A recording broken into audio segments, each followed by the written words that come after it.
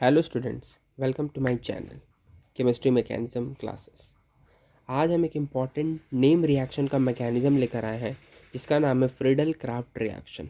और उस Friedel craft reaction में बेसिकली हम लोग डिस्कस करेंगे alkylation. Basically Friedel craft reaction एक नेम रिएक्शन है जिसमें दो पार्ट आते हैं, एक अल्काइलेशन आता है और एक एसाइलेशन आता है। तो आज हम लोग डिस्कस कर रहे हैं alkylation of Friedel craft reaction. सबसे पहले हम बताते हैं कि रिएक्शन लिखेंगे कैसे, मतलब क्योंकि एक नेम रिएक्शन है तो नेम रिएक्शन में सबसे पहले उस रिएक्शन लिखा कैसे जाएगा।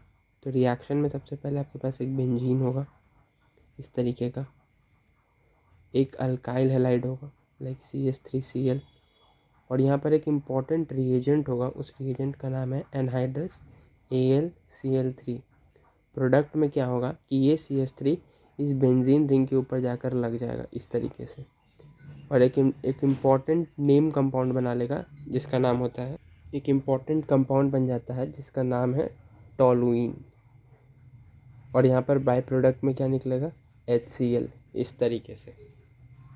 ठीक है, इसको बेंजीन कहेंगे। ये एक अल्काइल हैलाइड है, chloromethane anhydrous AlCl3 toluene plus by product पे HCl। अब भाई मैकेनिज्म क्या है ये जानना बहुत ज़रूरी है, क्योंकि हम जानते हैं कि बेंजीन एक एरोमेटिक कंपाउंड है और वो अपनी एरोमेटिसिटी को डिस्टर्ब नहीं करना चाहेगा। जब वो अपनी एरोमेटिसिटी को डिस्टर्ब नहीं करना चाहेगा तो क्यों वो CH3 को ऊपर लगने दे रहा है। तो इसका रीज़न ये है कि बेंजीन जो होता है वो सिर्फ इलेक्ट्रोफिलिक सब्सटीट्यूशन रिएक्शन करता है। इलेक्ट्रोफिलिक सब्सटीट्यूशन रिएक्शन वो जनरली ही इलेक्ट्रोफिलिक सब्सटीट्यूशन करता है। बहुत ही रेयर केसेस में वो न्यूक्लियोफिलिक जाता है, जब हाई टेम्परेचर हो या बहुत माइनस आई ग्रुप हो। तो इसीलिए वो CH3 एक इलेक्ट्रोफाइल बनता है, मैकेनिज्म जो हम डिस्कस करेंगे, और उसके बाद वो जाकर बेंजीन रिंग के ऊपर लगता है। तो यहाँ पर इंपॉर्टेंट बात क्या है कि बेंजीन जो होता है वो इलेक्ट्रोफिलिक सब्सटीट्यूशन रिएक्शन ज़्यादातर शो करता है एज कंपैरिजन टू न्यूक्लियोफिलिक।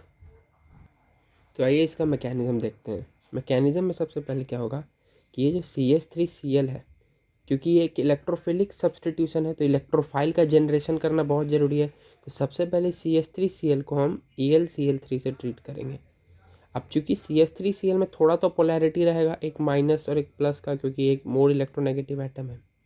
और AlCl3 इसलिए यूज़ कर रहे हैं क्योंकि AlCl3 का अगर आप स्ट्रक्चर देखें तो कुछ वो इस तरीके का होता है। AlCl3 का अगर आप स्ट्रक्चर देखेंगे तो वो कुछ इस तरीके का होता है, जहाँ पर दो इलेक्ट्रॉन टोटल 6 इलेक्ट्रॉन्स होते हैं। इन 6 इलेक्ट्रॉन्स के कारण क्या होता है, इनका ऑक्टेट इनकम्प्लीट होता है और ये लुईस एसिड की तरह बिहेव करते हैं। लुईस एसिड, अब ये क्या करेगा, लुईस एसिड, इसको इलेक्ट्रॉन का ज़रूरत है तो ये क्या करेगा, इलेक्ट्रॉन जिसके पास इलेक्ट्रॉन की संख्या ज़्यादा हो, मतलब इलेक्ट्रॉन रिच स्पीसी हो, उसके पास जाकर अटैक करेगा। तो ये Cl नेगेटिव के पास जाकर अटैक करेगा और कंपाउंड बना लेगा AlCl4 नेगेटिव, और यह बन जाएगा CH3 पॉजिटिव। ये हो गया आपके पास इलेक्ट्रोफाइल, ये हो गया इलेक्ट्रोफाइल, जनरेशन ऑफ इलेक्ट्रोफाइल। अब क्या होगा, यही इलेक्ट्रोफाइल अब बेंजीन के ऊपर अटैक करेगा। क्यों अटैक करेगा, इसलिए अटैक करेगा क्योंकि जब तक कि Cl था इसके पोलैरिटी, मतलब पोलैरिटी नहीं कहेंगे, इसकी ऑक्टेट पूरी कंप्लीट थी, ये आसानी से खुश था। लेकिन अब इसका ऑक्टेट इनकम्प्लीट हो गया ना, तभी ना इसके ऊपर पॉजिटिव चार्ज आ गया। तब ये अपनी ऑक्टेट को कंप्लीट करने के लिए वैसे स्पीसीज के पास जाएगा जिसके पास इलेक्ट्रॉन का मतलब एक्सेस हो, इलेक्ट्रॉन रिच स्पीसी हो। तो बेंजीन एक इलेक्ट्रॉन रिच स्पीसी होता है, पाई इलेक्ट्रॉन रिच स्पीसी होता है। ये इसकी जो पाई बॉन्ड्स होते हैं वो वीकली बॉन्ड्स होते हैं और पूरे इस तरीके से बेंजीन में घूमते रहते हैं। तो ये एक तरीके का पाई इलेक्ट्रॉन रिच स्पीसी होता है। तो अब ये जो CH3 प्लस इलेक्ट्रोफाइल है इसके ऊपर अटैक करेगा, बेंजीन रिंग के ऊपर कुछ इस तरीके से अटैक करेगा। ये सबसे पहले अपने इलेक्ट्रॉन डीलोकेलाइज करवाएगा। इलेक्ट्रॉन डीलोकेलाइज कराने के वक्त फिर उसके बाद क्या करेगा, ये CH3 प्लस जो होगा इस नेगेटिव चार्ज के ऊपर अटैक करेगा, क्योंकि प्लस को तो माइनस ही अट्रैक्ट करता है, और कुछ इस तरीके से बन जाएगा, इस तरीके से CH3, और यहाँ पर पॉजिटिव चार्ज हो जाएगा। इसको सिग्मा कॉम्प्लेक्स भी कहा जाता है। जनरली जो इंटरमीडिएट बनता है वो सिग्मा कॉम्प्लेक्सिंग होता है। CH3 प्लस तो इलेक्ट्रोफाइल जनरेट हो गया, लेकिन यहाँ पे जो इंटरमीडिएट बनता है वो सिग्मा कॉम्प्लेक्स बनता है। सिग्मा कॉम्प्लेक्स का क्या मतलब होता है कि अगर आप देखें तो positive charge, single bond, double bond, फिर सिंगल बॉन्ड, डबल बॉन्ड, एक तरीका रेजोनेंस है। तो ये रेजोनेंस जो होता है वो पूरे आधे रिंग में होता है, इसलिए इसको सिग्मा कॉम्प्लेक्स कहते हैं। ये इसका इंटरमीडिएट कहलाता है। किसका? फ्रीडल क्राफ्ट रिएक्शन में अल्काइलेशन का। Sigma complex is the intermediate. Electrophile क्या हो जाता है? CH3+। ये भी इंटरमीडिएट ही होता है, कार्बोकेटाइन इंटरमीडिएट ये भी है, बट क्या होता है कि जब तक ये जनरेट नहीं होगा तब तक ये नहीं आएगा, तो इसीलिए ये जो होता है आपका मेन इंटरमीडिएट कहलाता है सिग्मा कॉम्प्लेक्स। अब क्या होगा कि ये पॉजिटिव चार्ज को सेटिस्फाई करने के लिए बेंजीन क्या करेगा? अपने हाइड्रोजन को लूज़ करेगा। क्यों? क्योंकि पहले बेंजीन एक एरोमेटिक कंपाउंड था, अब उसकी एरोमेटिसिटी डिस्टर्ब हो रही है, तो अपनी एरोमेटिसिटी को बचाने के लिए वो क्या करेगा? H+ को डोनेट करेगा अपने।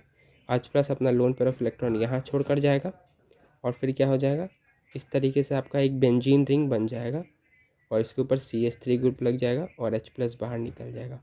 ये आपका मेन प्रोडक्ट हो गया, ये आपका मेन प्रोडक्ट हो गया। अब ये जो H+ है वो क्या करेगा?